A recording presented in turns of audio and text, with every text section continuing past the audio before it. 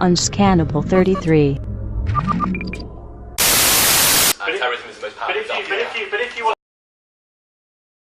come out of it and just say we looked at groups who used targeted innocent civilians using violence to achieve their ends, take terrorism out, they're the groups we looked at. They're the groups that didn't look at the US Army.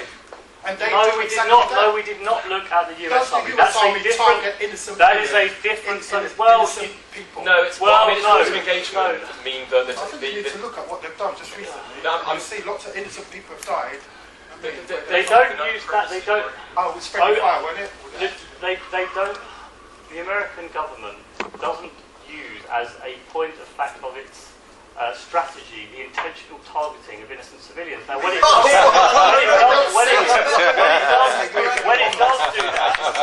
does do that, yeah, and we just laugh and ha, isn't that funny? But it's a really serious point. Because when they do fucking right, it's serious. You're right. I'm not sure that kind of language is necessary. Well, let's say. What about the Contra in Nicaragua? Who supported them? Come out and ask questions from the gentleman, please.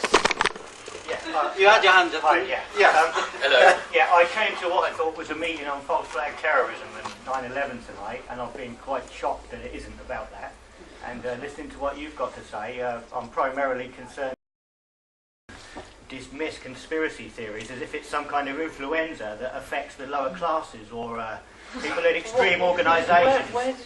And to me that's very worrying, the labels you put on. I'd like to know, I'd like to know who you are and what you're doing here and how come you're talking at the meeting, if you don't mind just telling me about yourself, because I want to just come in.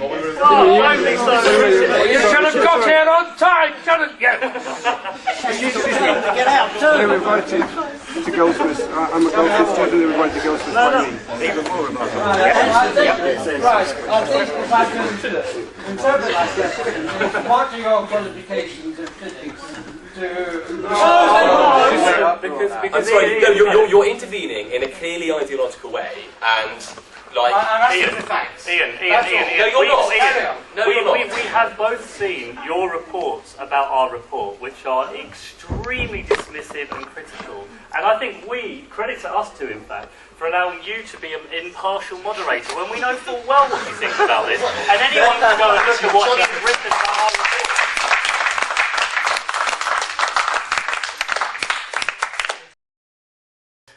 Right, this gentleman. Can I just talk back to a bit more of a positive note, away from the 9/11 theory and the semantics, please? You know, what I think Demos are saying is that they have two recommendations: openness and the educational element of it to young people to, promote some critical thinking. And I think I've had some noises from this side of the room that have said they don't see any link between conspiracy theories and young people or anyone being involved in an act of, let's say, terror or violence. From the work that I do, I've worked on the ground in East London, myself and my colleague Lindsay here, for about the last 4 years on the sort of government anti-terror policy, and yeah, we are funded by government, and I'm quite proud to say it. And we've come to this same conclusion that it's about education, and I think that is the key here, and maybe we should start talking about that, because young people that we have worked with in London, young Muslims especially, are highly susceptible to conspiracy theories, and we've worked with young people who've directly had an impact on their life, where they've gone and been involved in criminal acts or violent acts, should we say, as a result of their consumption. It's very easy to be taken in by a conspiracy theory. I can say the same for myself. I was definitely, I saw loose change, thought, wow, it's amazing. It's, there's a lot of people, intelligent people who are taken in by that stuff. But you imagine that impact on the mind of a young person. They're talking to us about shape-shifting lizards in the cabinet. They're talking to us about Zionist state being unveiled. They're talking to us about 9/11 a lot. And you look at the sort of social impact on the future of the UK. If young people do believe some of these things, we think it's a really scary thing, and maybe the conversation should centre a little bit around that.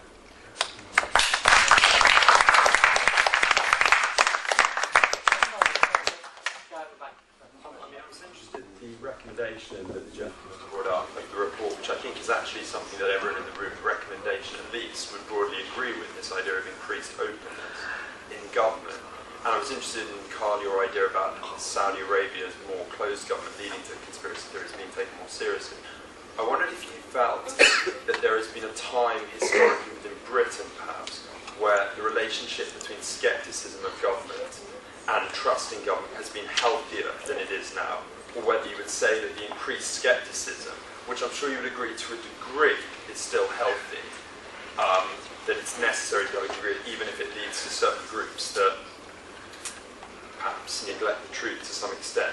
Whether you feel that to some degree within Britain's history there has been a greater balance between scepticism of government and trust, or whether that's something we need to build towards or something entirely new. I don't think that scepticism, like understood to be a balanced scepticism with any particular narrative, is ever a bad thing. And actually, the report that was released before this report on conspiracy theories, did a lot to try and hive apart the idea of radicalism and violent radicalism as being two very distinct and distinguishable phenomena, and argue that actually to be a radical, to reject the status quo, and this is something that Demos has spoken about a lot, is in no way necessarily a bad thing. Societies constantly interrogate themselves. They constantly ask questions about the kind of the nature of the social and political order which they find themselves in, and whether they'd like to change it. And in many ways, actually, radicalism is also part of being young. Radicalism is, questioning, the things that you're being presented to as part of the legacy of the polity in which you inherit. So I don't think it's a question of counterpoising the idea of trust and the idea of scepticism. What I will say is that, broadly speaking, I think we can trace the current explosion of conspiracy theories, which has happened over the last, say, 20 years or so, and actually soon, much more recently than this, with a corresponding decrease in the kind of moral authority of our elected representatives. And I think, and we start our report actually, and this is something I first believe, is that we live in an age of unprecedented cynicism with our moral, with our elected representatives. I don't think we've ever distrusted, in a knee-jerk and consistent and structured way, our elected representatives more than we do at the moment. And I think it's that combination of scepticism, which is fine, with this kind of cynical rejection, which we saw in the whole expenses scandal, for instance, and seeking to portray the political class as being inherently corrupt, obviously corrupt, and comprehensively corrupt.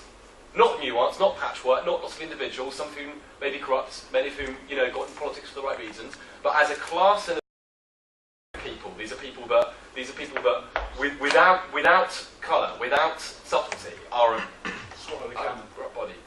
And then perhaps the cynicism. Exactly, and of course anybody who tries to put this view forward is immediately dismissed as being one of them, which is part of the problem. And it's the idea of this combination together, the idea of scepticism, but actually not a scepticism which is balanced, in my view, or a scepticism which is... That's the role in terms of what you're saying in terms of education, critical thinking, that I like that distinction between maybe a cynical outlook and a sceptical outlook. Very much so. In almost every article I think we've written on this, scepticism is vital. Clearly we need to hold our elected officials to account. We shouldn't trust everything that the government tells us. We should try and find things out for ourselves. But what you find is a very large number of people who trust these conspiracy theory sites without applying the same standards that they would to official or government accounts. And so when you have, as you were mentioning before, very large numbers of people who just take it as a truism, as a fact, that Osama bin Laden and George Bush are the same person, and they haven't looked at one single thing. They just know this is the case because it's what they're all saying amongst their friends. This is extremely damaging because society does to some extent rely on trust.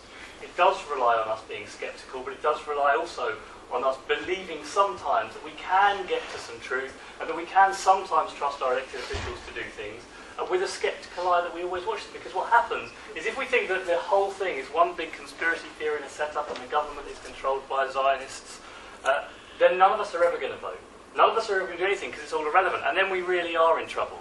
Because then you will find that our elected officials won't listen to what we say. So it is quite damaging. So trust is actually crucial. Okay, next. I can endorse what the gentleman over there said.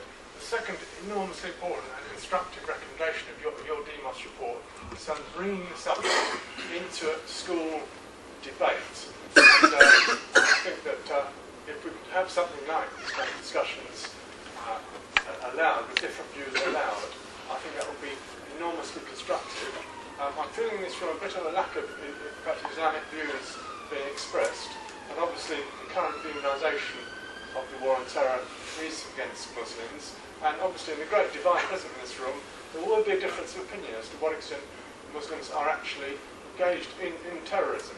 And without trying to answer that, without trying to resolve that, let's affirm together that we want discussion on this matter. And I suggest a relevant document here is the Europol police document of last year, Europol 2009, and that found that in the whole of Europe there's only one Islamic act of terror that was prosecuted and found where the charge happened. So there can be room for a wide range of opinions of to what extent this is really happening. Okay, when I say where I've been, Walthamstow, there's been a terror cell exposed, and all you get to hear about the terror cell are some bottles of hydrogen peroxide found, Muslims put in jail, and nobody's allowed to hear their view. And in my analysis, it's about an event, the Heathrow nuclear bomb story, that never really happened. So we never really get to the truth of it, and Muslims get to jail. And I fervently believe that if we want healthy values to continue to live in our civilization, we need this debate, as the Demos report recommends, going into a school. And it's quite difficult to get Muslims to join in debates like this. They're a bit sort of shy. And I'd like to hope that we can achieve this. Well, thanks for your constructive comments. There has been, I think, over 200 successful convictions of Al-Qaeda related terrorism in the UK alone since 2001, so I'm not sure where you get I got it from the Europol report, 2009. Probably inaccurate. Although, actually, can I say that another... I think he means terrorist attacks that have actually happened rather than people being arrested on suspicion of organising terrorism. So you mean successful... Yeah, sorry. actual explosions and damage. Proven. No, not prosecution, no. Prosecutions... I think he's referring to actual events, attacks. You mean successful attacks that were undertaken and... rather conspiracy to completed? Yeah. And proven. Right, well, I mean... But these attacks are proven in the course of law, so our 200 or so successful convictions since 2001 are proven in front of a jury of our peers. And if we can't even believe that, because then what do we believe? I just don't think that just because something's proven in court, that's proof, you know what I mean? Well,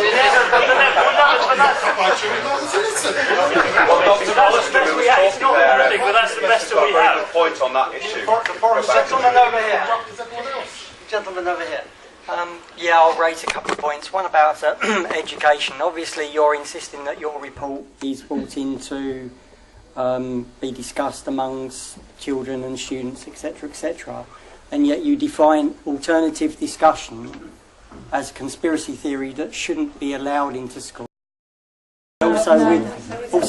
This is actually these are the kind of misrepresentations, which I'm sure you mean, perfectly nicely and not maliciously at all. Oh no, let me finish first. You just presented to us. No, I haven't finished yet. I haven't finished yet. Have you read the... I haven't finished yet. Yes, I haven't finished yet. Also, with regard to again, obviously my son being 13 years old and learning about various subjects to do with citizenship, global warming, etc., etc.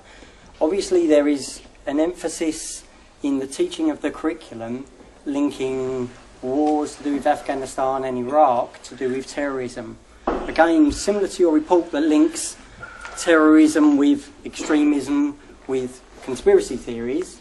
So again, these tenuous links coming together, and yet you're bringing them into or you're hoping to bring them into education, whereby anything that thinks differently from the government's attitude is considered promoting critical skills, like burgeoning a government line. Like, we have not said that our report should be taught in schools. We haven't said that the official narrative 9/11 I'm talking about education in general. Not only that, we have not said at any point should 9/11 truth movement sites I'm not be talking about 9/11 down. truth. I'm not talking about 9/11 truth here.